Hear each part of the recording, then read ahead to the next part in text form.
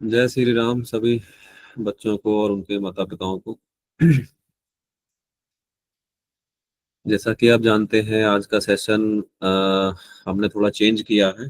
काफी दिन से बच्चों से हम वार्तालाप कर रहे थे, उनके स्पीच हो रहे थे और वो भी काफी अच्छे लेवल तक जा रहे थे, बच्चों के स्पीच और बच्चों की प्रोनाउंसिएशन और उनके मतलब अंदर की आवाज और उनके अंदर जो कॉन्फिडेंस लेवल।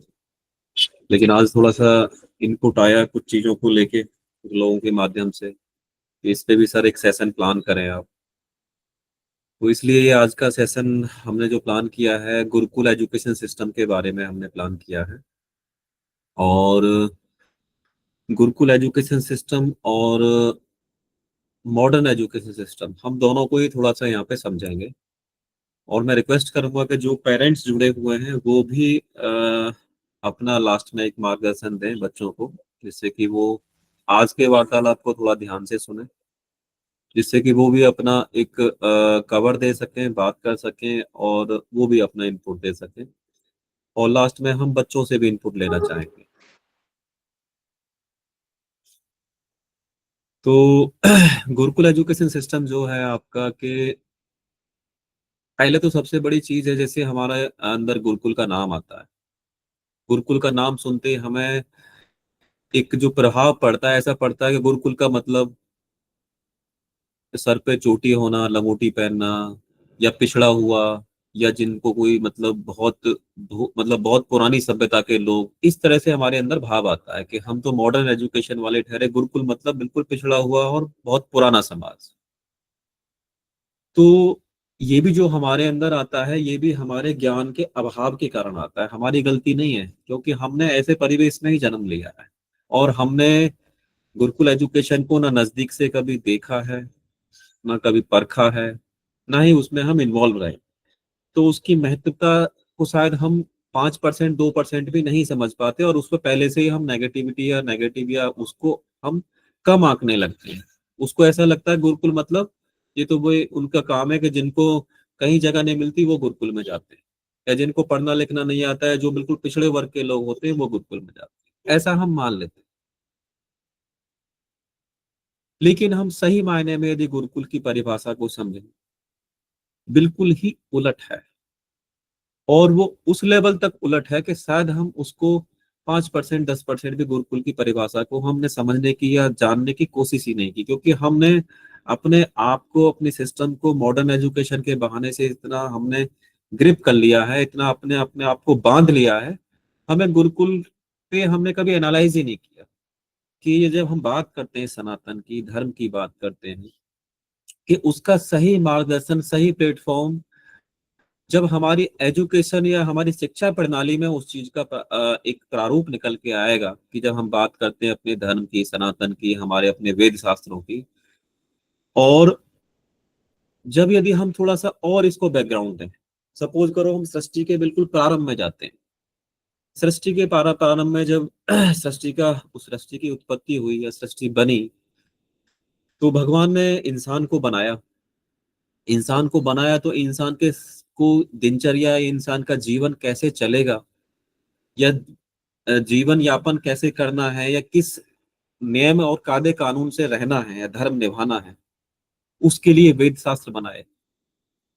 उनके उपवेद हुए, उपनिषद हुए, बाकी चीजें हुई, जो आज तक भी अलग अलग रूप में हमारे साथ में जुड़े हुए।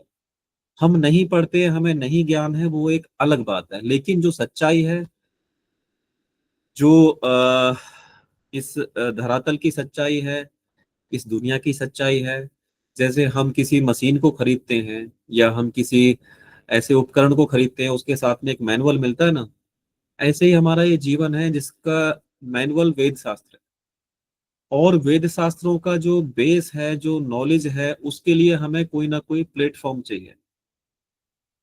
और वेद शास्त्र के साथ साथ में जब पता है कि ये जीवन से सारी जुड़ी हुई चीजें हैं, वेद शास्त्रों में इतनी सारी चीजें हैं कि कोई भी जीवन का पहलू या कोई भी जीवन की ऐसी परिकल्पना नहीं है जो उसमें नहीं हो। चाहे हमारी बीमारियां हो, चाहे हमारे स्वस्थ रहने की चीजें हो, हमारे खान पान को लेके, हमारे रहन सहन को लेके, या हमारे नैतिकता को लेके, शिष्टाचार को लेके, किसी भी आप कुछ भी सोच लीजिए, जो भी हम सोचते हैं वो पहले से पहले वेद शास्त्रों में लिखा हुआ है, और आज के समय के हिसाब से वो बिल्कुल खरा उतरता है। और बड़े बड़े साइंटिस्ट, बड़े बड़े प्रयोगशालाएं, बड़ी बड़ी यूनिवर्सिटीज उन वेद शास्त्रों से बेसिकली डाटा लेके उनको दूसरी चीजों में लॉन्च किया है, ये कह सकते हैं। मतलब उन्होंने उस चीज को कॉपी पेस्ट करके दूसरे तरीके से उतारा है। तो मतलब जितनी भी यूनिवर्सिटी हैं, जितने भी साइंटिस्ट हैं दुनिया में, हम जो भी कुछ देख रहे हैं वो सब वेद शास्त्रों की ही बेसिकली बेस है। जब वेद शास्त्रों से सारी चीजें निकली हैं तो हमें फिर इन वेद शास्त्रों की नॉलेज या वेद शास्त्रों में लिखा क्या है उनको हम अपने जीवन से किस तरह से जोड़ सकते हैं, क्या उसका माध्यम है और क्यों जोड़ना जरूरी है। हमने हमारी लाइफ में इतनी सारी डुप्लीकेसी, इतनी सारी कस्टमाइजेशन होती चली गई समय के हिसाब से, कि जो इलाज या जो हम दवाइयां जो शरीर को स्वस्थ रखने के लिए हमारे देसी दवाइयों से या प्राकृतिक रूप से सारी चीजें हो जाती थी, हमारे वेद शास्त्रों में प्राकृतिक रूप से ऑपरेशन तक भी होते थे, सर्जरी तक भी होती थी। बाकी तो आप छोड़ ही दीजिए। तो वो सारी चीजें वेद शास्त्रों में आज भी हैं, उनका सारा सिस्टम भी है, लेकिन उनकी इम्प्लीमेंटेशन, उनकी नॉलेज, इम्प्लीमेंटेशन तो तब आएगा जब हम उनकी नॉलेज तक पहुंचे। हमारी आज के टाइम में जो स्वास्थ्य व्यवस्था है, जिसको हम मतलब अपने इलाज से संबंधित जितनी भी सेटअप है, चाहे अस्पताल ले लीजिए, दवाइयां, इंडस्ट्रीज ले लीजिए, कुछ भी ले लीजिए, ये सब चीजें क्यों आई? ये सब चीजें बेसिकली थोपी गई। लेकिन क्या सनातन में जब ये दवाइयां या ये सब चीजें नहीं थी तो क्या उससे पहले इलाज नहीं होते थे? उससे पहले भी इलाज होते थे, और उस लेवल पे चीजें होती थी कि जिनका कोई तोड़ नहीं था, जिनका कोई मापदंड नहीं था। लेकिन हम शायद उस जड़ को समझ नहीं पाए, और उस जड़ से धीरे धीरे धीरे धीरे, जैसे गुरुकुल सभ्यता या शिक्षा पद्धति में हमारी में चेंज आया, या शिक्षा पद्धति हमारी चेंज हो गई, धीरे धीरे वो चीजें दूर जाती चली गई। और हम अपने आप को मॉडर्न पद्धति में, मॉडर्न एजुकेशन में हमने इतना बेसिकली उलझा लिया कि हम इसी को ही सच मानने लगे, और इसी को ही हमने सर्वोपरि मान लिया कि भाई हम इंग्लिश मीडियम स्कूल में पढ़ेंगे तो हम ज्यादा काबिल माने जाएंगे, अंग्रेजी अंग्रेजी बोलेंगे तो ज्यादा ज्ञानी माने जाएंगे। और इसी सब चीजों में हमने अपने आप को बहुत लिमिटेड कर लिया। यदि मैं आज की मॉडर्न पद्धति या मॉडर्न शिक्षा पद्धति की मैं बात करूं, तो हमारी शिक्षा पद्धति केवल एक नमूना रह गई है। क्या नमूना रह गई है? कि केवल हमको मार्क्स लाने तक ही पढ़ना। एक हम बेसिकली अपने आप को प्रैक्टिकल फॉर्म, जिसको बोलते हैं ना, प्रैक्टिकल फॉर्म हमारे अंदर वो नहीं पनप पाती। हम उस प्रैक्टिकलिटी से अपने आप को नहीं लेके जोड़ पाते, और केवल हमारे बच्चे एक मार्क्स लाने तक और एक सीमित दायरे तक एक रट्टू तोता बन के रह जाते। और बच्चों के अंदर ना वो आत्मविश्वास आ पाता।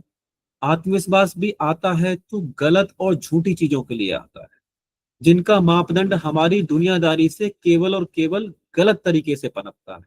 उसको आप ये कह सकते हो वो एक व्यभिचार पने से पनपता है, या वाहियात पने से पनपता है, इसको दूसरी भाषा में बोलो। ऐसा नहीं है कि मॉडर्न शिक्षा पद्धति वाले बच्चों में आत्मविश्वास या उनको बोलना नहीं आता, बोलना बहुत कुछ आता है, लेकिन उनके अंदर सत्यता या सात्विकता नहीं होती। क्योंकि उनको वो बेस, जो जीवन की बेस चीजें हैं, जिनसे जीवन चलता है, उन चीजों के बारे में वो दूर दूर तक जुड़े हुए नहीं होते। केवल जो सोशल मीडिया पे चीजें देखते हैं, जिस दुनिया को, जिस रियल लाइफ को देखते हैं, उसी को जिंदगी मान के बैठा हुआ है आज का हमारा यूथ। उसका रीजन ये है कि हमारा जो जीवन है सच्चाई से जुड़ा हुआ नहीं है। हमारा जीवन केवल एक अस्थायी दुनिया को देख के, अस्थायी चीजों में हम जल्दी से, हमको सब कुछ बहुत जल्दी चाहिए, सब कुछ बहुत इंस्टेंट चाहिए, हमको इंस्टेंट रिजल्ट चाहिए। हमको वीडियो भी छोटा ही समझ में आता है, 1-2 मिनट से ज्यादा का हम वीडियो भी नहीं देख पाते। मतलब हमने अपनी लाइफ को इतना अनसर्टेनिटी कहते हैं ना, कि अस्थिर, जिसको अनस्टेबल बोलते हैं, कि हम कहीं ठहर नहीं पाते। जबकि यदि मैं इसी के विपरीत जाऊं, गुरुकुल शिक्षा पद्धति की बात करें, गुरुकुल शिक्षा पद्धति का विस्तारण यदि मैं करने लगूं तो शायद 2 घंटे भी कम पड़ जाए, 4 घंटे भी कम पड़ जाए। लेकिन जितना हो सकेगा मैं आप लोगों के माध्यम से, जो बाकी पेरेंट्स भी जुड़े हुए हैं उनके माध्यम से भी हम बात करेंगे। गुरुकुल शिक्षा पद्धति में सबसे बड़ी चीज ये है कि हमको प्रैक्टिकलिटी सिखाई जाती है। हमको प्रैक्टिकल लाइफ और प्रैक्टिकल जो जिंदगी है उसको कैसे जीना है। उसमें हमारी जिंदगी में क्या क्या दुख तकलीफें आती हैं, क्या बीमारियां आती हैं, उनका इलाज किस तरह से है। और सबसे बड़ी चीज क्या है कि हमें हमारा उस भाषा की जब हम बात करते हैं ना, हम भाषा शैली में पड़ जाते हैं कि अंग्रेजी बोलने वाले ज्यादा समझदार, हिंदी बोलने वाले कम समझदार, गुजराती बोलने वाले कुछ और कैटेगरी में आ गए, पंजाबी बोलने वाले कुछ और कैटेगरी में आ गए। हम हिंदी इंग्लिश को ही थोड़ा सा तुलनात्मक कर लेते हैं कि अंग्रेजी बोलने वाले ज्यादा समझदार। इसका भी उसमें सनातन में तोड़ है। और इसके लिए भी जो गुरुकुल एजुकेशन सिस्टम है, वहां पे जो भाषा शैली है, जब हम बात करते हैं कि सबसे प्राचीन भाषा कौन सी, अब आप एक चीज मान के चलिए, जो सबसे प्राचीन भाषा है, जब भगवान ने इंसान को बनाया तो सबसे प्राचीन भाषा हमारी संस्कृत है। जब संस्कृत सबसे प्राचीन भाषा है, तो ये तो आप मान ही लीजिए जितनी भी क्षेत्रीय भाषा हैं, चाहे वो विदेशों की भाषाएं हैं, फ्रेंच है, इंग्लिश है, या और भी किसी भी प्रकार की आप भाषा लगा लीजिए, या इंडिया में जितनी भाषाएं हैं, मराठी है, उर्दू है, पंजाबी है, गुजराती है, सब संस्कृत से ही निकली। जब सब संस्कृत से ही निकली हैं, जब हम संस्कृत पे अपनी अच्छी पकड़ बना लेंगे, तो हमारी बाकी भाषाओं पे भी पकड़ बनने के चांसेस ज्यादा रहेंगे, चाहे वो इंग्लिश ही क्यों ना हो, जिसको हमें लगता है कि इंग्लिश बोलना ज्यादा समझदारी वाला काम। हमने ऐसा बना रखा है, जबकि ऐसा है कुछ नहीं। जबकि जो अंग्रेज हैं, जो विदेशी लोग हैं, वो हिंदी को सीखना चाह रहे हैं आज के समय में, लेकिन हम मॉडर्निटी और अंग्रेजी की तरफ जाए जा रहे हैं और अपने आप को और उसमें ज्यादा ग्रिप कर रहे हैं। लेकिन जो भारत की शिक्षा प्रणाली थी, यदि आज से 500 साल, 700 साल, या हम और थोड़ा सा पहले जाएं, इतनी मजबूत शिक्षा प्रणाली थी कि पूरा विश्व भारत की शिक्षा प्रणाली का लोहा मानता। मुगल शासन काल की यदि हम बात करें, 1500 ईस्वी या 1600 ईस्वी से, और उससे तो थोड़ी सी पहले की बात करें, तो कितने बड़े बड़े विश्वविद्यालय यहाँ पे थे, कितने बड़े बड़े गुरुकुल थे, कितने लाखों की तादाद में गुरुकुल हुआ करते थे। आजादी के टाइम तक भी गुरुकुल थे, लेकिन धीरे धीरे उनको मतलब निरस्त या निष्क्रिय कर दिया गया, एक प्रोपेगेंडा के तहत। लेकिन हमने कभी उस दृष्टिकोण से कभी देखा ही नहीं। बाकी दूसरे समाज की यदि हम बात करें, तो मदरसों के और उनके लिए संविधान में भी बहुत सारी चीजें बना दी शिक्षा देने के लिए। दूसरे धर्मों को शिक्षा देने के लिए खुली छूट मिली, चाहे वो मुस्लिम धर्म हो, चाहे वो क्रिश्चियन धर्म हो, वो अपने धार्मिक शिक्षा दे सकते हैं, अपने अपने धार्मिक स्थलों के बहाने से, जो उन्होंने पढ़ाई के लिए जो भी उन्होंने प्लेटफॉर्म बनाए हुए हैं। लेकिन हिंदुओं को वो शिक्षा देने का अधिकार नहीं रहा स्कूलों में। ये पॉलिटिकल प्रोपेगेंडा भी रहा, लेकिन हमारी सोई हुई अवस्था भी रही। पॉलिटिकल प्रोपेगेंडा तो आज भी है। यदि आज भी हम अपनी शिक्षा नीति के लिए या अपनी शिक्षा प्रणाली के लिए हम आज भी यदि अपने आप में स्टैंड नहीं लेंगे, तो कोई आपको जगाने के लिए नहीं आएगा। जब बात गुरुकुल शिक्षा पद्धति की है, तो धीरे धीरे हमें इसके बारे में सोचना और मंथन करना पड़ेगा कि गुरुकुल शिक्षा पद्धति किस तरह से बच्चों का सर्वांगीण, मतलब कंप्लीट डेवलपमेंट जिसको बोलते हैं ना, होल डेवलपमेंट, सर्वांगीण विकास कैसे करती है। सर्वांगीण विकास में क्या क्या आता है?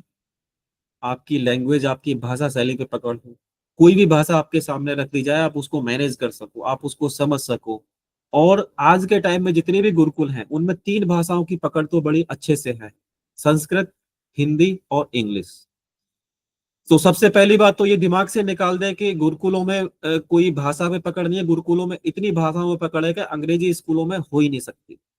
अंग्रेजी स्कूलों में केवल हर चीज को, केवल हिंदी को ही उन्होंने मजबूरी में हिंदी में बनाया है, बाकी सारे सब्जेक्ट अंग्रेजी में बनाए। क्या मतलब है इस चीज से, आप बताओ। संस्कृत तो इतना वैकल्पिक हो गया है इंग्लिश मीडियम स्कूल्स में कि संस्कृत को हो सकता है 5% बच्चे ही लेते हो ओवरऑल। ऐसा नहीं है वैकल्प में नहीं रखा हुआ है, बाकी क्षेत्रीय भाषाएं हो गई। तो हमने अपनी शिक्षा प्रणाली का खुद ही नाश किया है। यदि आज हम उस चीज को समझ रहे हैं या हम समझना चाहते हैं, तो हमें उस पर यू टर्न मारना पड़ेगा। ये जरूरी नहीं है जो चीजें पहले से चली आ रही हैं, या जो चीजें इंग्लिश माध्यम में हमने, यदि हमने आज से 40 साल पहले जन्म लिया, किसी ने 50 साल पहले जन्म लिया, किसी ने 30 साल पहले जन्म लिया, जो हमने देखा है यही ठीक है। यदि इससे भी हमें पहले ठीक लगता था, या इससे भी पहले शिक्षा प्रणाली ठीक थी, तो हम उस पर क्यों नहीं जाए अपने बेस चीजों पे? क्योंकि सनातन तो हजारों साल पुराना है, वेद शास्त्रों की शिक्षा पद्धति हजारों साल पुरानी है। जैसे मैं अभी बात कर रहा था सर्वांगीण विकास की, हम बात करते हैं सर्वांगीण विकास बच्चों में क्यों जरूरी है, और गुरुकुल से ये कैसे आता है, किस किस पहलू से आता है। जैसे मैंने बताया कि सबसे पहले भाषाओं पे पकड़ होती है बच्चे की। बच्चे के अंदर जब भाषाओं के पे पकड़ होती है तो बच्चे के अंदर एक आत्मविश्वास आता है, किसी भी भाषा में वो अच्छे से ग्रिप हो जाता है। और जब संस्कृत पे उनकी पकड़ होती है तो उनका जो शब्द उच्चारण क्षमता होती है बहुत अच्छी निखर के आती है। इंग्लिश भी बोलते हैं तो उसकी प्रोनाउंसिएशन बहुत परफेक्ट होती है, हिंदी की प्रोनाउंसिएशन बहुत परफेक्ट और बहुत जमीन से जुड़ी होती है, क्योंकि उनकी पकड़ संस्कृत पे बनना स्टार्ट होती है। और उनकी फ्लुएंसी मतलब स्पीड स्पीकिंग जो होती है वेरी फास्ट होती है, बहुत फास्ट होती है।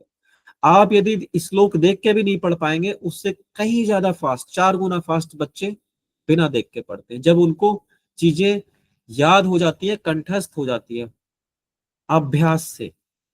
और जब संस्कृत हम पढ़ने लगते हैं तो हमारी कंटिन्यूटी और भाषा पे एक पकड़ होती है। एक ये हमारी भाषा शैली हो गई, उसके बाद में हमारा सर्वांगीण विकास से हमारी जुड़ती है हेल्थ, हमारा स्वास्थ्य। स्वास्थ्य पे इस तरह का नेट उनका सिस्टम होता है कि आपकी डेली दैनिक जो दिनचर्या होती है, उठने का टाइम, खाने का टाइम, आपके बाकी जो रूटीन वर्क है, वो आपकी लाइफ से बिल्कुल नेचुरल तरीके से, प्रैक्टिकल तरीके से जुड़ता है।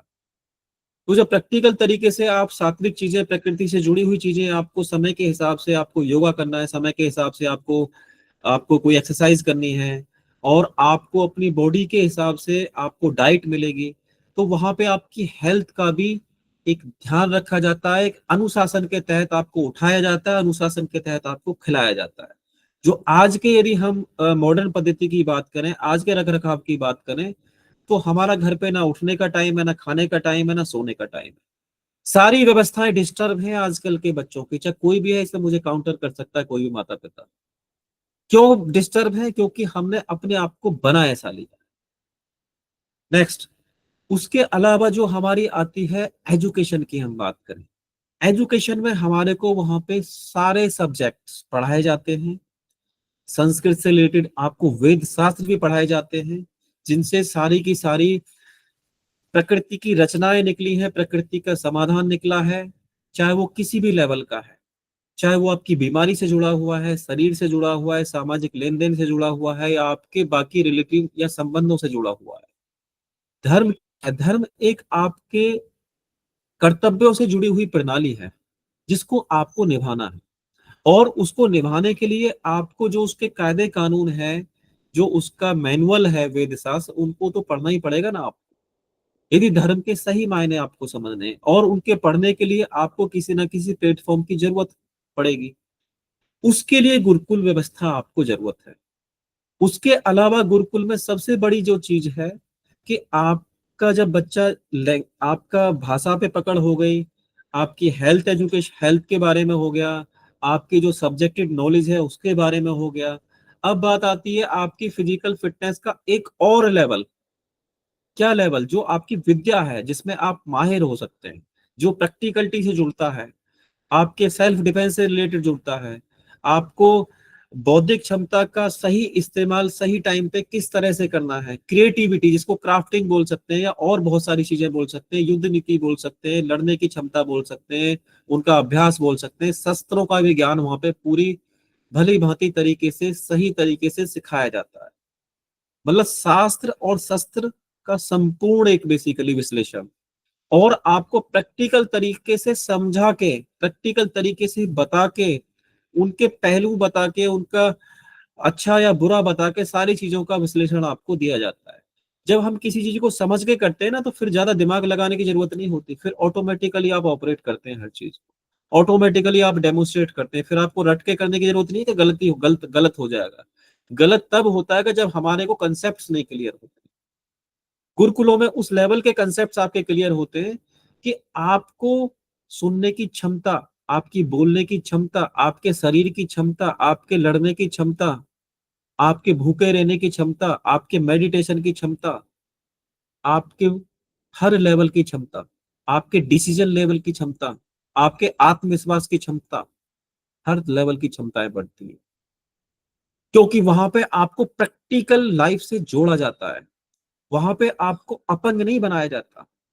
आज की मॉडर्न शिक्षा पद्धति में हमारे बच्चों को उतना ही ज्ञान ऐसा देते हैं कि बस ये बस पास हो जाए। अच्छा, उसके अलावा आप देख लीजिए, बच्चे स्कूल से आएंगे, इतना सारा होमवर्क, ट्यूशन में भी फिर होमवर्क लेने जाते हैं, स्कूल में भी होमवर्क लेने जाते हैं, हम पढ़ते कितना है बच्चे होमवर्क को ढोए जा रहे हैं बेसिकली। और प्रैक्टिकल लाइफ से इतनी सारी पढ़ाई हम पढ़ते हैं।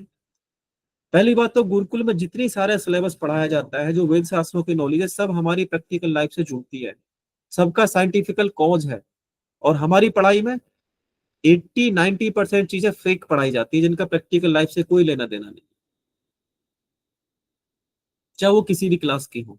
और हम ही उन्हीं में पढ़ते हैं, क्योंकि उनको पढ़ के हमें सिलेबस निकालना है और हमें बेसिकली नंबर लेके आने हैं और मार्क्स लेके आने हैं। क्योंकि ऐसी शिक्षा पद्धति बनाई गई है, थोपी गई है हमारे ऊपर। हमको प्रैक्टिकल लाइफ से दूर करके हमको एक आर्टिफिशियल लाइफ में जोड़ दिया गया है। और हमने बेसिकली वेस्टर्न कल्चर की तरफ अपने आप को ज्यादा कर लिया, कि हम जब ये बन जाएंगे, विदेश चले जाएंगे, अंग्रेजी सीख जाएंगे, फ्रेंच सीख जाएंगे, हम दूसरी भाषाएं सीख जाएंगे, और दुनिया भर की चीजें हमने अपनी लाइफ में ऐसे पाल के रखी। हम हिंदी ढंग से नहीं बोल पा रहे हैं, लेकिन बच्चों को स्कूल में फ्रेंच सिखा रहे हैं और लैंग्वेज सिखा रहे हैं कि फ्रेंच सीख लो। बताइए कितना ये बेसिकली, इसको क्या बोलोगे आप? इसको एक अच्छा रूप बोलेंगे कि बच्चों को फ्रेंच सिखाई जा रही है, या बच्चों को दूसरी दूसरी भाषाएं, चाइनीज सिखाई जा रही है दूसरे बच्चों को, कि आप ये भाषाएं सीख लीजिए? वहां के बच्चे हमारी हिंदी सीख रहे हैं और हमारे बच्चे चाइनीज और फ्रेंच सीख रहे हैं बेसिकली। और हम बड़ा मान रहे हैं, देखो हमारे बच्चे फ्रेंच बोल रहे हैं, और हम बेसिकली उसको और बड़प्पन का रूप दे रहे हैं। बच्चे लगे हुए फ्रेंच पे, हिंदी की किताब नहीं बच्चों को पढ़नी आती। हिंदी संस्कृत से तो दूर है। हिंदी, यदि उनको एक हिंदी का पेज दे दिया जाए तो कम से कम 50 मिस्टेक करेंगे। 8वीं क्लास का बच्चा भी हिंदी नहीं पढ़ पा रहा है हमारे बेसिकली उसमें। आजकल की ये सच्चाई है, और ये बच्चों में मैंने देखा भी है। 8वीं 10वीं क्लास के बच्चे हिंदी नहीं पढ़ पा रहे हैं, क्योंकि हिंदी से इतने दूर रख लिया अपने आप को। बाकी भाषाओं से फुर्सत मिले तो हिंदी पे आए ना। और माँ बाप भी खुश है, देखो बच्चे फ्रेंच सीख रहे हैं, अंग्रेजी सीख रहे हैं। अरे ठीक है, सीखिए, एक लेवल तक सीखिए, लेकिन क्या अपने बेस को, अपनी मातृभाषा को या अपनी पकड़ को भूल जाएंगे क्या हम? सच्चाई जो रहने वाली है, वो सच्चाई वही रहने वाली है जो जीवन की सच्चाई है। इसलिए अपने आप को एनिमेशन की दुनिया से, फेक दुनिया से थोड़ा सा अलग लेके आई। और जो हमारी शिक्षा प्रणाली थी, आज से पुरातन शिक्षा प्रणाली थी, उसकी तरफ भी हम सोचना स्टार्ट करें। मैं ये नहीं कहता कि आप अभी इसी सेशन से, आप अगले सेशन से गुरुकुल में सारे बच्चे एडमिशन ले लेंगे, सारे बच्चे अपने अपने पेरेंट्स अपने अपने बच्चों को करा देंगे। लेकिन आप मंथन जरूर करें, क्या जो हमारी शिक्षा पद्धति आज की है, कि बच्चे कितने काबिल बन रहे हैं, कितने प्रैक्टिकल बन रहे हैं, या प्रैक्टिकल लाइफ से उनकी जो पढ़ाई है कितनी जुड़ी हुई है, हम कभी उस पर सोचते हैं? और बच्चों के ऊपर हम इतना प्रेशर डालते हैं, इतनी चीजों पे उनका प्रेशर रहता है, कि हम बच्चों को एनालाइज भी नहीं कर पाते। बच्चे अब जितना पढ़ रहे हैं अपने हिसाब से पढ़ रहे हैं, अपने हिसाब से होमवर्क करें, क्योंकि हमारे पास समय भी नहीं है बच्चों को एनालाइज करने के लिए। कहाँ समय है हमारे पास कि बच्चों ने क्या होमवर्क किया, बच्चे प्रेशर में है नहीं है, डिप्रेशन में है नहीं है, क्या कितनी उनकी सक्षमता है, उनकी पोटेंशियल क्या है। अच्छा, हमारे सपने अलग से चलते हैं, बच्चों का दिमाग किसी में है, रुझान किसी में है, बच्चों के प्रति हमारी एक्सपेक्टेशन, आशाएं अपने हिसाब से चल देती है, कि हमको बच्चों को ये बनाना है। उनको एनालाइज भी तो करें। गुरुकुल का यदि जो कंसेप्ट था पहले इस तरह से था, कि गुरुकुल के कंसेप्ट को, जो हमारी सनातन शिक्षा पद्धति थी पहले, कि जो यदि हम बात करें, बच्चा किन किन माध्यम से सीखता है? सबसे पहला माध्यम होता है कि गुरु से भी सीखता है, बच्चा स्वयं से सीखता है। उसके बाद अपने साथ वालों से सीखता है, और उसके बाद उसको समय सिखाता है, मतलब वो अनुभव से सीखता है। तो हमारा ये जो अनुपात है ना बेसिकली, हम इस अनुपात को मेंटेन भी नहीं कर पाते, और उसके लिए भी ही गुरुकुल है, कि उसको हमें मैनेज कैसे करना है। गुरुकुल का कंसेप्ट क्या है? गुरुकुल में बहुत ज्यादा आचार्य नहीं होते, लेकिन वो मास्टर होते हैं, जो भी होते हैं।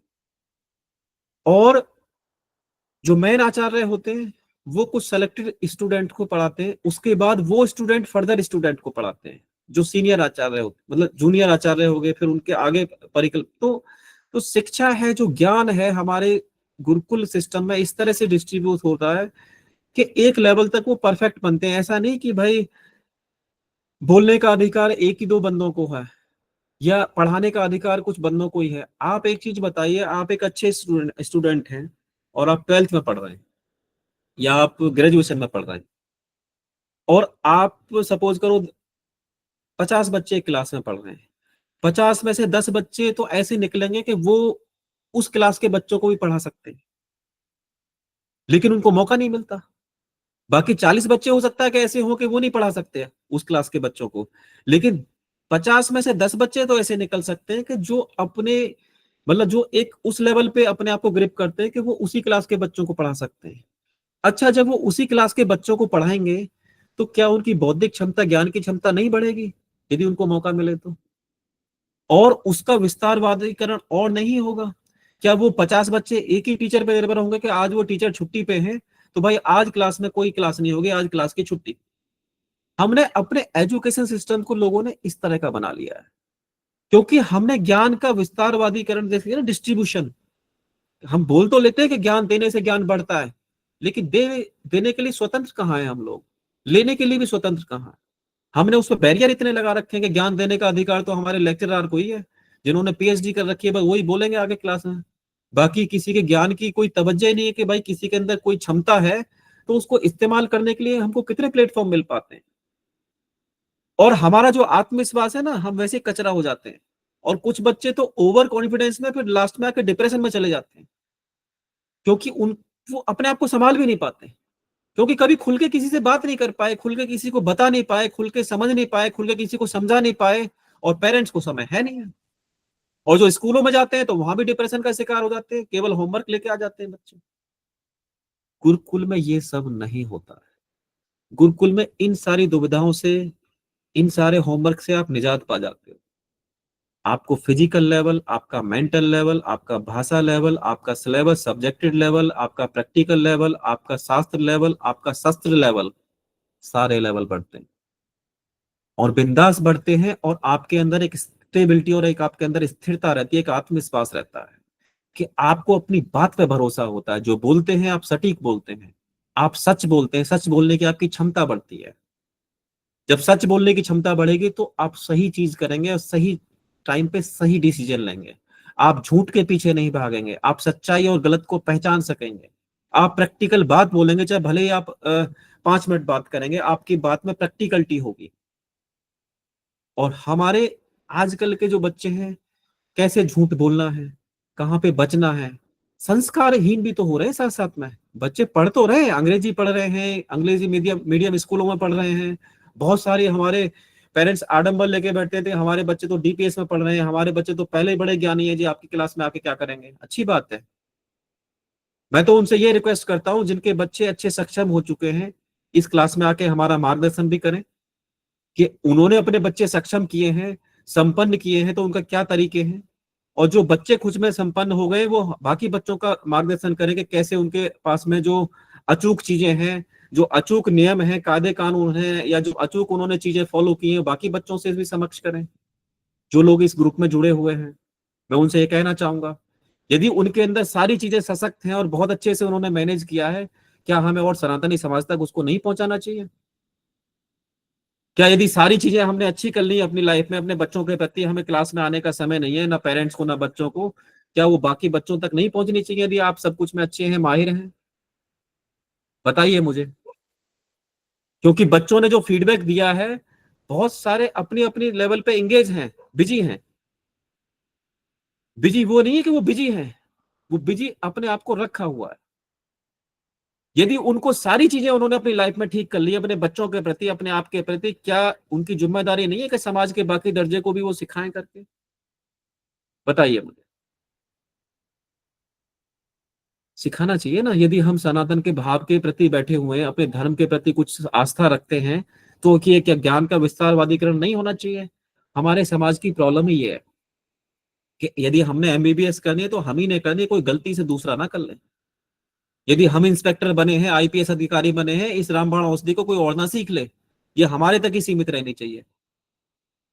हमारे अंदर ईर्ष्या की भावना भी बहुत रहती है कि हम बड़ा बन जाए, बाकी चाहे साला सामने वाला भाड़ चूल्हे में चला जाए। ऐसी भावनाएं हमारे अंदर रहती हैं। मैं तो यही बोलूंगा, जो लोग यदि अपने ज्ञान को विस्तार करने के लिए इस प्लेटफॉर्म को भी आप ये नहीं यूज कर पा रहे हैं, नहीं आ पा रहे मत आइए, हमारे पास तो 2 बच्चे भी आएंगे, 4 बच्चे भी आएंगे, हम तब भी पढ़ाएंगे, तब भी क्लास बराबर चलेगी, और 1 डेढ़ साल से चल ही रही है। हमें ये यहाँ पे बहुत सारे बच्चे आएंगे तो हमारे को यहाँ से तनख्वाह आने वाली है, हमारे को यहाँ पे कोई तनख्वाह फिक्स है कि हमारे को यहाँ पे 2 लाख रुपए महीने आ रहे हैं यदि यहाँ पे 100 बच्चे आएंगे, ऐसा कोई प्रावधान नहीं है इसमें। लेकिन लोगों ने अपने आप को इतना उस लेवल पे कर लिया है कि बस उनके अपने आप तक ही उन्होंने अपनी दुनिया को सीमित कर लिया है। और हम अपने आप में बहुत ज्यादा बेसिकली ये मान के चलते हैं कि हमको किसी चीज की जरूरत ही नहीं है, ना हमको ना हमारे बच्चों को। हो सकता है नहीं है जरूरत, लेकिन यदि जरूरत नहीं है और जो जरूरतें आपकी पूरी हो गई है जिस इस माध्यम से, बाकी बच्चों को, बाकी पेरेंट्स को भी पेरेंट्स बताएं, हम उनका मार्गदर्शन लेना चाहेंगे। मैं तो बहुत बहुत वेलकम करता हूं उनका। जिन पेरेंट्स ने और बच्चों ने सारी दुनिया की सारी चीजें पूरी कर ली हैं और वो आईपीएस अधिकारी और बाकी लेवल तक सब अचीव कर लिए, तो बाकी बच्चों को नहीं बता सकते हम एक सहानुभूति के तौर पे?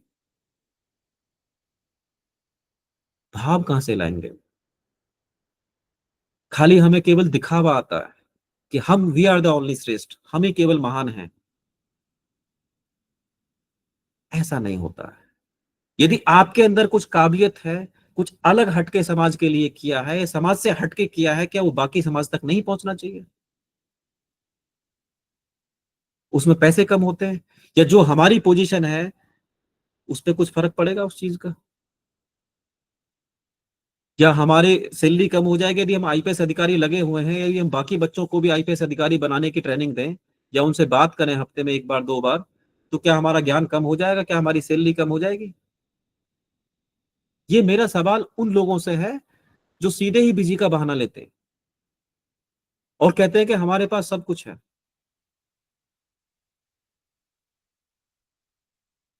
तो इतना जो समाज में ये जो ईर्ष्या की जो बेसिकली वो है ना, बेसिकली समाज में मतलब ना तो हमें साथ में चलना, ना किसी को साथ में लेना। ऐसा नहीं होना चाहिए। ये सब इसलिए है क्योंकि हमने कभी गुरुकुल सिस्टम या हमने सनातन एजुकेशन शिक्षा प्रणाली का कभी मापदंड नहीं देखा। इसीलिए गुरुकुल एजुकेशन सिस्टम की जरूरत है। जिस दिन आपके बच्चे और आप हम सब गुरुकुल में अपने अपने बच्चों को एडजस्ट कर लेंगे ना, तो हमारे अंदर ये भावना ही नहीं रहेंगे। हमारे अंदर ये रहेगी कि मैंने यदि वेद शास्त्र सीख लिए तो मैं बाकी भी 4 लोगों को सिखाऊं, उनका मैं आचार्य बनूं। ये भावना आपके बच्चों में आएगी। और गुरुकुल के इतने सारे वीडियोस मैंने कुछ भेजे हैं, ग्रुप में भी भेजे हैं, आप यूट्यूब के माध्यम से गुरुकुल के वीडियो सर्च कीजिए। सारी चीजें मैं इतने कम समय में नहीं बता सकता आप लोगों को। आप लोग खुद अपना मापदंड क्लियर करेंगे कि सही मायने में गुरुकुल की परिभाषा क्या है, गुरुकुल का महत्व क्या है, गुरुकुल क्यों जरूरी है और कब से जरूरी है और कब से जरूरी था। ये बेसिकली खुद जब आप एनालाइज करोगे ना, तो फिर किसी के कहने पे नहीं जाओगे कि योगेश सोलंकी जी ने बोला था तो इसलिए हम कर रहे हैं, हमें तो कुछ देखना पड़ना है नहीं। अपने अपने स्तर पे एनालाइज करें और पूरी जिम्मेदारी से एनालाइज करें और उस चीज को ढूंढने की कोशिश करें कि मॉडर्न एजुकेशन सिस्टम में और गुरुकुल एजुकेशन सिस्टम में क्या फर्क है और उसकी जो आउटकम्स आती है, जो रिजल्ट्स आते हैं बच्चों के अंदर, उसमें क्या फर्क है। हमने अपने आप को अपंग कर रखा है। थोड़ा सा इस चीज को गहनता से सोचें, जिम्मेदारी से सोचें। जब हमारा समाज है, हमने अपने समाज को एक परिवार का नाम दिया है सनातनी समाज का, तो ये हमारी जिम्मेदारी है। एक दूसरे से ज्ञान की बात, एक दूसरे से ज्ञान का वार्तालाप करें और बिना निस्वार्थ भाव से करें। किसी से हम कोई अच्छी बात करेंगे, अच्छी बात प्रदान करेंगे, अच्छी सलाह प्रदान करेंगे, किसी के पैसे लगते हैं क्या उस पर?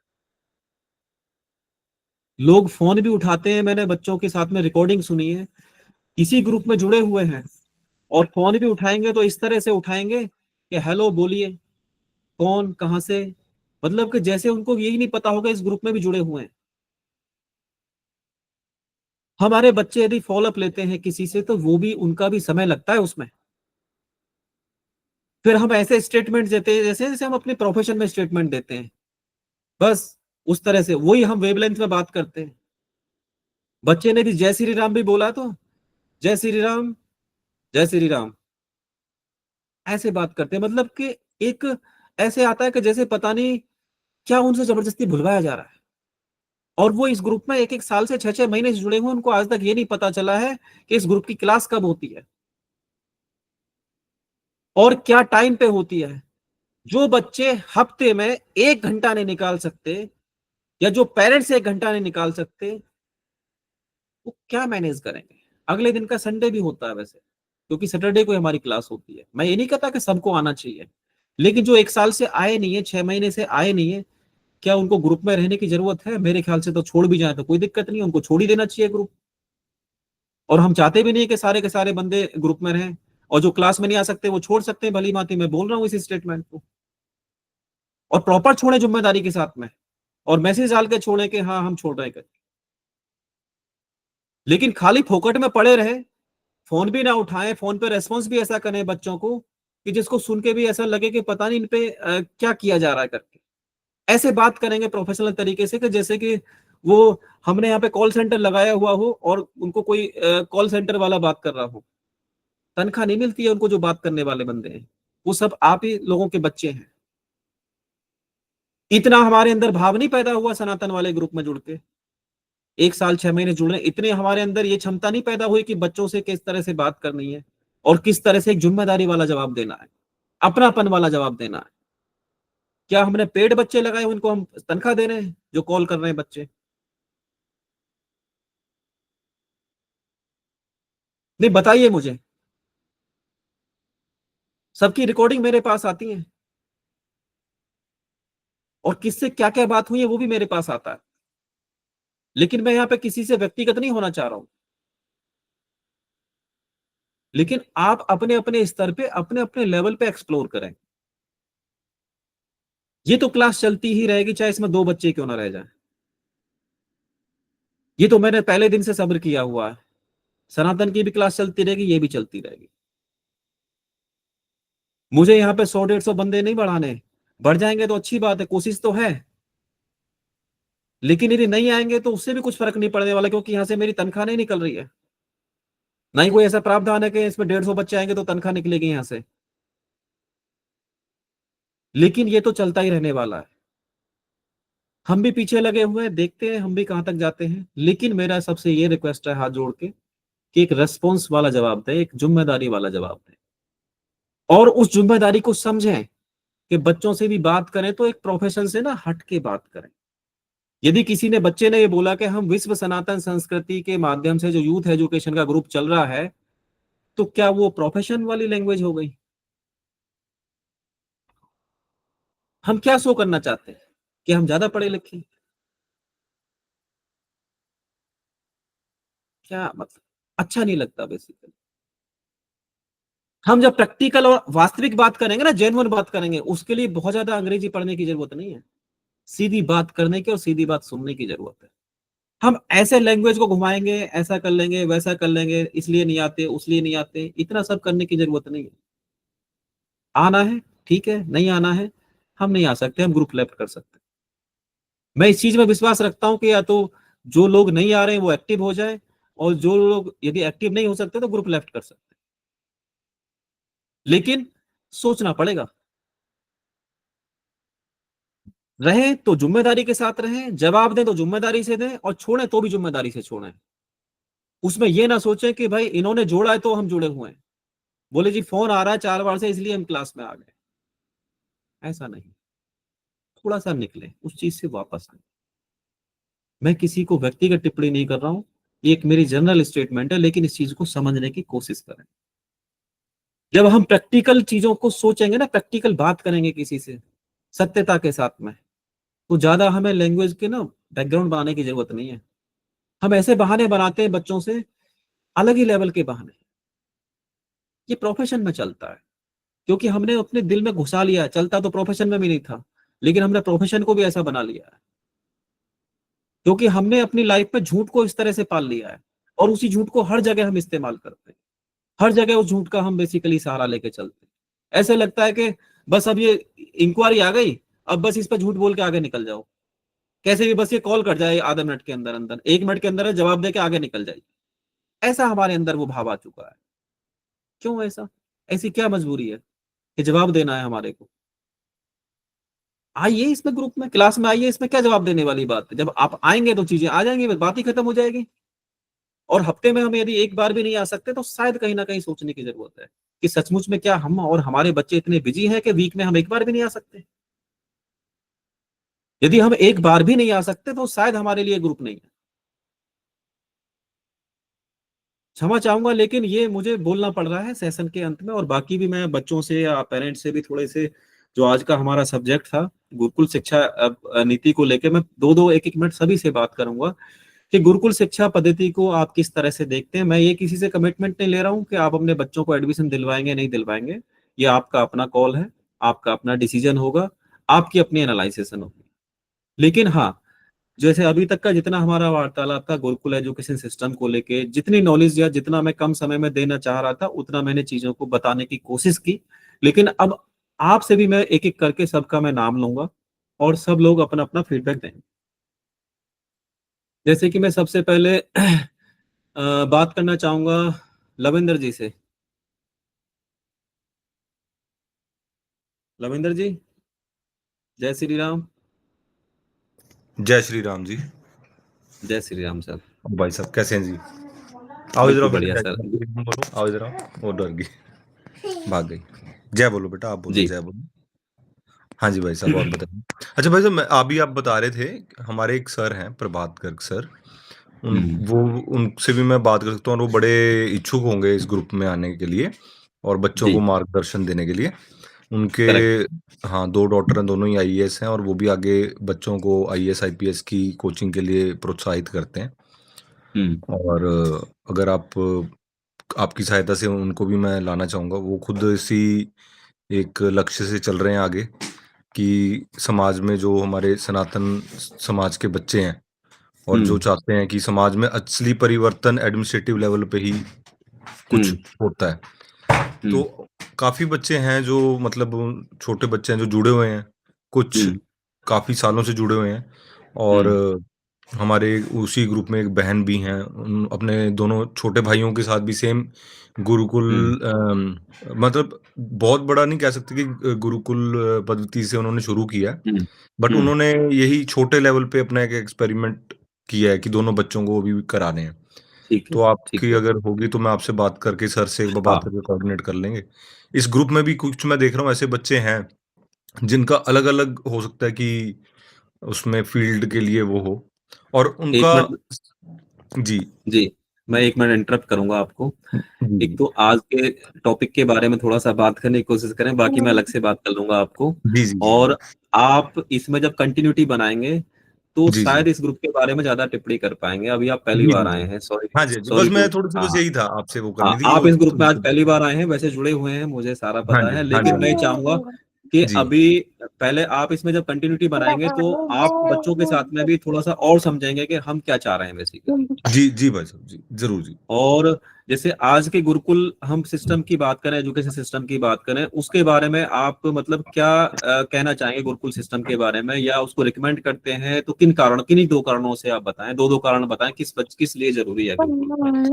देखिए जी, एक तो अगर हम बात करें गुरुकुल सिस्टम में योग शिक्षा, हम्म। खुद को अंतर ध्यान करके अपने आप को जानना बहुत जरूरी है। जब तक एक करेक्ट। बच्चा खुद को नहीं जानेगा योग शिक्षा से, हम्म। खुद से अपने शरीर पे नियंत्रण और इंद्रियों पे नियंत्रण का नहीं सीखेगा, तब तक वो हम्म। आगे लाइफ में जाके, जैसे आपने बताया, डिप्रेशन का शिकार या कुछ ये चीजें, करेक्ट। तो इनका बड़ा ही वो पड़ता है। मैंने भी जी। अपनी, चलो हम भी, चलो गुरुकुल शिक्षा नहीं ले पाए उस टाइम पे, इतनी अवेयरनेस नहीं थी, बट हम्म। धीरे धीरे करके मैंने योग एजुकेशन में सर्टिफिकेशन की खुद की। तो हम्म। योग का महत्व मैंने देखा, मतलब यहाँ पे मैं चलो इस फोरम पे सबके सामने बताना चाहूँगा कि हम्म। मुझे मेरी बैक के लिए 7 डॉक्टर्स ने उसके लिए बोल दिया था कि आपका ऑपरेशन होगा, हम्म। बट योग के माध्यम से मैंने हम्म। उसको ठीक किया। हम्म। और और आगे भी लोगों को, जो भी मुझे अपनी लाइफ में आगे आगे दिखे, जो हम्म। जानते भी नहीं थे, परिचित भी नहीं थे, किसी की हम्म। पीठ पे बेल्ट लगी हुई देखी तो मैं उनको जरूर बताता था कि आप ये चीज़ ऐसे कीजिए, ये चीज़ कीजिए, क्योंकि उसका हम्म। महत्व हमें ही पता है। और से बिल्कुल वैसे ही गुरुकुल शिक्षा पद्धति है। ये मैंने खुद हम्म। महसूस भी किया। एक मनसा देवी माता जी का जो मंदिर है यहाँ पे, उधर हम्म। भी ये चल रहा है जी। गुरुकुल शिक्षा का। तो उसमें मैंने देखा कि हाँ, जो बच्चे, एक मिनट जी, जी। तो जो जो बच्चे अच्छे से पढ़ते हैं वो दूसरों को पढ़ाते हैं, हाँ, उनमें एक ये तो, उसमें रहता है।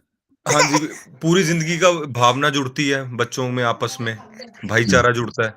उनको यस। किसी की मदद करने का भाव जुड़ता है, जो कि सिर्फ जो ऐसे आप बता रहे कि आजकल काफी लोगों में ऐसा हो गया है कि वो सिर्फ यही सोचते हैं कि हमारे बच्चे को ही सब कुछ आए और दूसरे हाँ। बच्चे से ज्यादा आगे बढ़े, जबकि इस दुनिया में भगवान जी ने इतनी ज्यादा सबके लिए कुछ ना कुछ बनाया हुआ है, और ये नहीं है कि इसीलिए हर एक के लिए कुछ ना कुछ है। बट ये भावना मैं हमेशा लेके ही चलता हूँ कि हाँ, जो सामने वाला बच्चा है वो भी हमारे बच्चे जैसा है, और उसकी भी जो भी पॉसिबल मदद करनी चाहिए। और इस मेरी नेचर को लेके कुछ लोग सोचते हैं कि ये दुनिया के साथ चलने वाला नहीं, क्योंकि वो गलत भावना एक पैदा धारणा ये हो गई है कि जो इंसान दूसरों की मदद करता है या दूसरों का सच सोचता है, तो वो इंसान इस समाज के लायक नहीं है, जबकि ऐसा नहीं है। मकौले सिस्टम इसीलिए थोपा गया था हम सब पे कि ताकि हम अंग्रेजों के हिसाब से और वो करेक्ट। कूटनीति के हिसाब से चलें। करेक्ट। और मेरा बस यही एक यहाँ पे ठीक है। माध्यम से कहने का ठीक है। वो है कि हमारे जितने धन्यवाद। बच्चे हैं, जी बहुत बहुत धन्यवाद जी। धन्यवाद लविंदर जी, बहुत जी बहुत धन्यवाद। जी, जय बिल्कुल श्री राम। अच्छा आपने बोला कि जय श्री राम। बाकी मैं और भी पेरेंट्स को आज समय देना चाहूंगा, एक एक 1.5 मिनट तक ही बोलें, थोड़ा सा मैं सोचता हूँ कि सबसे एक एक फीडबैक ले लूं मैं। जैसे कि नेक्स्ट आप खुद ही हैंड रेज करते रहे तो बेटर है, अचानक से किसी का नाम लूंगा तो हो सकता है तैयार ना हो। दीपाली मैम, जय श्री राम। हैंड रेज कर लें बाकी भी, और मैं सभी से बात करना चाहूंगा एक एक मिनट। दीपाली मैम जी, जय श्री राम। जय श्री राम सभी को। जय श्री राम। अ, जी सर। अभी मतलब मैं तो यही बोलना चाहूंगी, जैसे मैंने सबसे पहले यही सोचा था गुरुकुल के लिए, ठीक है, अपने बच्चे के लिए। हम्म। बट मैं गई वहां पे, और जैसे कि उन्होंने मेरे को एक फॉर्म दे दिया, मतलब मेरे लिए बैड एक्सपीरियंस था। और हम्म। दे वर आस्किंग फॉर, मतलब ब्राह्मण हो या ये है, आपकी सैलरी कितनी है पता नहीं, मतलब मेरे लिए बैड एक्सपीरियंस था। तो हम्म। मैंने वो चीज को फिर वो सोचा कि चलो मुझे इसमें बच्चे को नहीं डालना है। हम्म। फिजिकली गुरुकुल के लिए मेरे लिए ऐसा रहा। पर बाद में मैंने हम्म। सॉल्यूशन क्या निकाला हम्म। कि ठीक है, वहां पे तो मैं नहीं पढ़ा सकती हूँ, बट मैंने खुद उसको योगा के क्लास भी करवाए। जैसे हम्म। अपने आध्यात्मिक जो भी रहते हैं, योगा हो गया, मेडिटेशन हो गया, जी। देन रामायण के क्लास रहते हैं। तो एक हम्म। ये सॉल्यूशन है उस पेरेंट्स के लिए कि जो शायद अफोर्ड भी नहीं कर सकते, हम्म। या तो फिर लोकेशन का प्रॉब्लम रहता है। तो हम्म। हाँ, आप ये चीज कर सकते हो कि बच्चों को कुछ अलग अलग चीजें जो अपने अध्यात्म से जुड़ी हो वो आप करवा सकते हो। हम्म।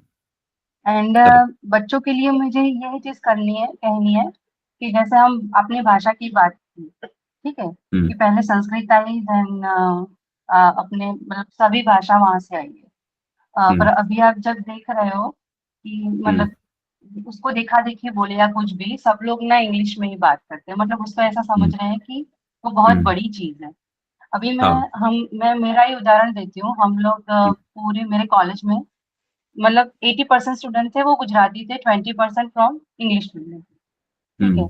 और हम लोगों ने ज्वाइन किया था, नरेंद्र मोदी जी का एक भाषण था। तो हम्म। अभी आप मोदी साहब को देखिए कि पूरा जो है, सब लोग इंडस्ट्रियलिस्ट थे, वो सारे बोल रहे हैं इंग्लिश में। हम्म। अभी एरिया भी गुजराती, इंडस्ट्रियल भी गुजराती है, बट एक देखा देखी है तो बोल रहे हैं इंग्लिश में। तो मोदी साहब हम्म। ने आके पहले ही गुजराती में ही अपना भाषण चालू किया, और due to hmm. Our surprise फिर सारा कन्वर्सेशन जो था गुजराती में ही था, या तो फिर हम्म। हिंदी में था। तो बच्चों को ये हम्म। कहने की चीज है कि किसी से मतलब देख के ऐसे हतप्रभ नहीं होने जा रहा है कि भाई हम्म। ये इंग्लिश बोल रहा है या फ्रेंच बोल रहा है या कुछ भी। मतलब हम हम्म। अगर ठीक है, कॉन्फिडेंस लेवल हमेशा हाई रखना है। करेक्ट। तो ये दो चीजें थी मेरी साइड से। बिल्कुल ठीक है, बिल्कुल ठीक थैंक है। यू। Thank you. धन्यवाद मैम, धन्यवाद। नेक्स्ट मुकेश जी। सर जय श्री राम। जय श्री राम। सर वैसे तो आपने काफी कुछ समझा ही दिया है, पर मेरे को लग रहा है मैं यहाँ तो पे काफी मैं तो काफी कुछ समझाता ही रहता हूँ, लेकिन मेरे समझाने से काम नहीं चलता, आप लोग भी समझाइए। आपने बताया, जी। तो मेरी समझ में यही है कि सर्वांगीण भी सब विकास होता है वहाँ पे गुरुकुल। क्योंकि मैंने भी देखा है कि मॉडर्न जो स्कूल है, जो स्कूल आजकल के बच्चे हैं, वो केवल किताबों में उलझे रहते हैं, और वो केवल हम्म। पास करते हैं, परीक्षा पास करने के चक्कर में रहते हैं। और वहाँ पे हम्म। क्या है कि गुरुकुल में क्या है, सभी तरह की चीजें आती हैं, जैसे आपने बताया हम्म। वहाँ पे करेक्ट। पकड़ हो गई, ठीक है। हेल्थ सिस्टम हो गया, हेल्थ के बारे में बताया था, जैसे योग शिक्षा भी बताते हैं और बाकी चीजें। योग शिक्षा पे भी ध्यान दें तो सुबह उठते हैं, करते हैं, हेल्थ भी सही रहती है उनकी। सर एजुकेशन से सिस्टम में क्या है कि गुरु सारी सब्जेक्ट को लेते, सारी सब्जेक्टों पर थोड़ा थोड़ा ज्ञान सब जाता है। ऐसा नहीं है कि मतलब एक सब्जेक्ट को ही पकड़ते हैं, हिंदी इंग्लिश जो भी है सर। और उसके बाद शास्त्रों का ज्ञान, सारी संस्कृति, अभ्यास, बिहेवियर के साथ बिहेवियर करना चाहिए, वो भी सब आता। तो गुरुकुल बेस्ट है सर, लेकिन अभी लोगों की पहुंच से दूर है और लोग समझ नहीं पा रहे हैं। हम लोग ही नहीं समझ पा रहे हैं सर, क्योंकि पुराना हमारा पुराना कल्चर था, हम लोग ही नहीं समझ पा रहे। और दूसरा क्या है कि गुरुकुल अभी कम है, अभी हमारे मेरे को लग रहा है हिंदुस्तान में शायद एक ही है यूनिवर्सिटी गुरुकुल की, शायद हरिद्वार में है गुरुकुल क्रांति है सर, कौन सी है वो। तो अभी धीरे धीरे लोगों को समझ में आएगा तो ये बढ़ेगा सर, अभी और बढ़ेगा। लेकिन हमें जरूरत है लोगों तक पहुंचाने की, बच्चों तक पहुंचाने की, कि इससे क्या फायदे हैं और क्या क्या मॉडल से नुकसान है। सर मैं यही कहना चाहूंगा। बिल्कुल, बहुत बहुत धन्यवाद। अच्छा, एक मैंने ग्रुप में एक वीडियो डाली है, गुरुकुल एजुकेशन सिस्टम और मॉडर्न एजुकेशन सिस्टम, उनमें दोनों में क्या डिफरेंस है। उस वीडियो को ज्यादा से ज्यादा बच्चे भी देखें और पेरेंट्स भी देखें, जिससे कि गुरुकुल सिस्टम की हम चीजों को समझ पाएं और मॉडर्न एजुकेशन सिस्टम में और उसमें क्या फर्क है, क्या उसका बेस है। तो काफी अच्छा विश्लेषण है, काफी अच्छा उनका पॉडकास्ट है और सभी उसको देखें बेसिकली अपने माध्यम से, और उसको ज्यादा और अच्छे से समझ में आएगा। ब्रजेश तोमर जी, जय श्री राम। जय श्री राम। मेरी आवाज आ रही है क्लियर? हाँ जी, हाँ जी, आ रही है। मैं थोड़ा ही समय दूंगा, आज मेरे पास समय तो थोड़ा सा कम था।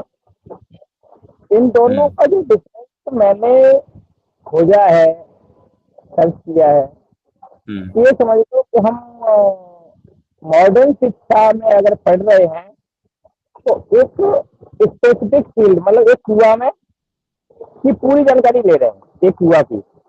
और अगर हम गुरुकुल के माध्यम में घुस गए, मतलब फिर वहाँ अथाह समुद्र, वहाँ कोई लिमिट ही नहीं है।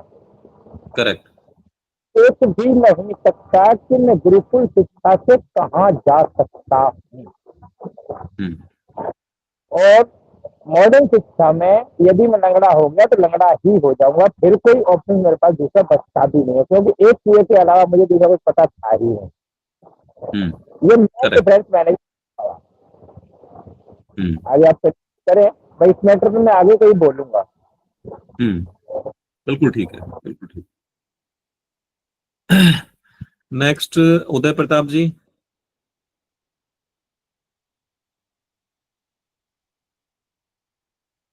उदय प्रताप जी अनम्यूट करिए। हेलो।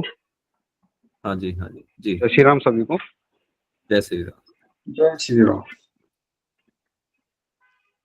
सर इसमें मेरे को बस यही है कि देखो, जितने भी माता पिता हैं अपने बच्चों के उज्जवल भविष्य के लिए, मेरा मानना ये है कि हफ्ते में एक दिन निकालना कोई ज़्यादा बड़ी बात नहीं होता। ठीक है, कोई भी निकाल सकता है। और आप सबको पता ही होगा कि हमारे बच्चे फोन में बहुत कुछ, मतलब आजकल तो बहुत अश्लीलता आ रहा है फोन के अंदर। अब 1 वीक के अंदर अगर 1 घंटे हम नहीं दे सकते, अपने बच्चों के साथ नहीं बैठ सकते, हमारे बच्चे कहाँ काम कर रहे हैं, क्या कर रहे हैं, तो 1 घंटा नहीं दे पा रहे, ये हमारा कहीं ना कहीं कुछ ना कुछ गलत पॉइंट ऑफ व्यू है।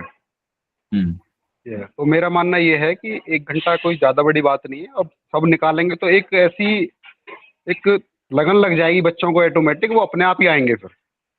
तो यह तो सबको जागरूक होने की जरूरत है इसके लिए। सभी से मेरा अनुरोध है कि सब इसमें ज़्यादा से ज़्यादा जुड़ें और ग्रुप को आगे बढ़ाएं। करेक्ट। जय श्री राम। जय श्री राम। जय श्री राम। ऋषभ जी, ऋषभ श्रीवास्तव जी, जय श्री राम। राधे राधे सर सभी को। जी।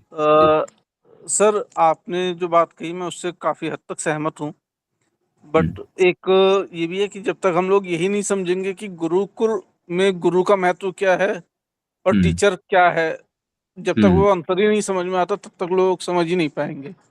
जी, एक दोहा है कि जिन जिन खोजा तिन पाइया गहरे पानी पैठ, और मैं हम्म, बहुरी ढूंढन गई रही किनारे बैठ। वही है हम्म, कि हम लोग यहाँ पे अगर बात कर रहे हैं, कुछ भी समझा रहे हैं, लोगों को तब तक नहीं समझ में आएगा जब तक हम गुरु का महत्व नहीं समझेंगे हम्म, कि गुरु आखिर है क्या, गुरु करता क्या था।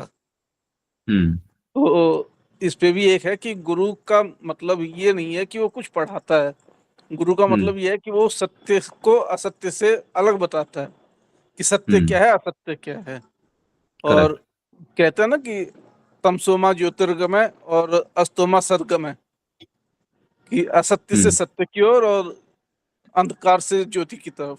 तो ये गुरु का काम है, गुरु ये बताता है। तो हम्म, जब तक हमें ये नहीं समझ में आएगा कि है क्या गुरु, गुरुकुल का महत्व हमें समझ में ही नहीं आएगा। और हम्म, हाँ, एक बात सही कही सर ने कि मैकाले का सिस्टम बट आज ये भारत में रच बस गया है। तो हमें गुरुकुल हम्म, और मैकाले की सिस्टम दोनों की अच्छाइयों को देख के आगे चलना है, हम्म, वरना बुरे स्टूडेंट या बुरे छात्र तो गुरुकुल से भी निकले हैं और अच्छे हम्म, छात्र हमारे मॉडर्न एजुकेशन से भी निकले हैं। तो दोनों की हम्म, अच्छाइयों को लेके आगे बढ़ें और हम्म, अपने आप को विकसित करें। बिल्कुल ठीक बात। धन्यवाद सर, और जय श्री राम सर सभी को। जय श्री राम, बहुत अच्छा। बाकी और कोई हमारे भाई बहन कोई और फीडबैक देना चाहें? बाकी मैं बच्चों से सभी से जाते जाते मैं यही कहना चाहूंगा कि अपने लेवल पे भी थोड़ी जानकारी जुटाएं। जो मैंने वीडियो ग्रुप में भेजा है उसको देखें, पेरेंट्स भी देखें अपने माध्यम से, उसको समझें। और गुरुकुल और मॉडर्न एजुकेशन का जो शिक्षा का जो डिफरेंस है, जो अंतर है, महत्वता है, उसको समझें। और प्रॉब्लम बहुत पुरानी है, बहुत समय से चली आ रही है, एक साथ ये दूर नहीं होगी। लेकिन यदि हम किसी डायरेक्शन में, किसी दिशा में सोचना स्टार्ट करेंगे तो इसका भी समाधान मिलेगा। ऐसा नहीं है कि हम एक ही साल में या 2 साल में ही सारे के सारे बच्चे स्कूल गुरुकुल में चले जाएंगे या चले जाएंगे, या ऐसा कुछ लोग प्रण ले लेंगे। प्रण लेने से नहीं होगा। प्रण तब लिया जाएगा जब आप समझ जाओगे, तब प्रण लेने की जरूरत नहीं पड़ेगी, आप सीधा कर दोगे। तो प्रण वहां लिया जाता है जहां हम चीजों को समझ नहीं पाते। बिना समझे मत प्रण लीजिए, पहले समझिए एक लेवल तक। जब आप खुद समझेंगे तो 4 बच्चों को ऑटोमेटिकली आप प्रेरित करेंगे।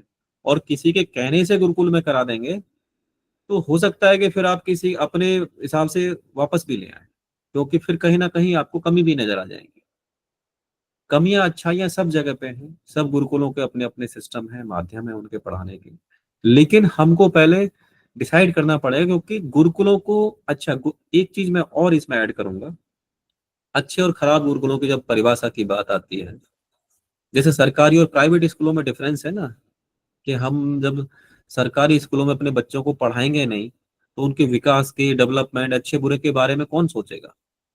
ऐसे गुरुकुलों का हाल हो चुका है, अभी भी है, जो अभी डेवलप हो रहे हैं। जब हम अपने बच्चों को उसमें डालेंगे, जब हम उसमें रेगुलर विजिट करेंगे, रेगुलर सिस्टम को देखेंगे, समझेंगे, तो क्या उनका विकास नहीं होगा? उनका भी विकास होगा।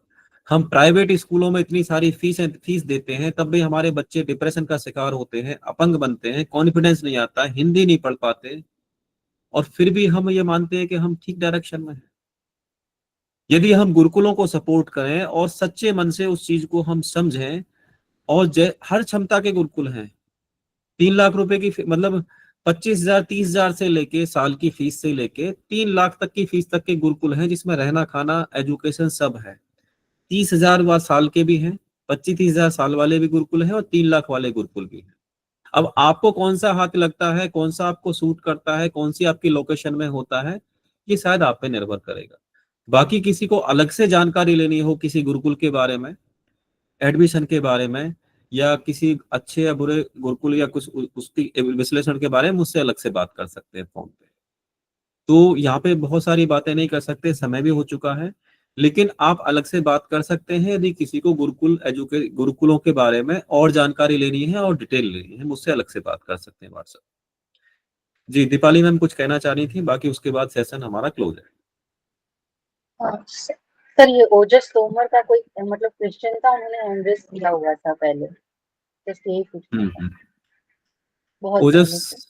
ओजस तोमर, हैंड रेज करिए, बोलिए ओजस बेटा।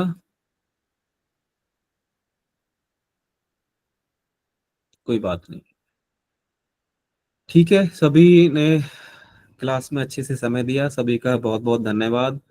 सभी को शुभ रात्रि, जय श्री राम, हर हर महादेव। शिवरात्रि, जय श्री राम। जय श्री राम। जय श्री राम, जय श्री राम सभी। जय श्री राम। जय श्री राम।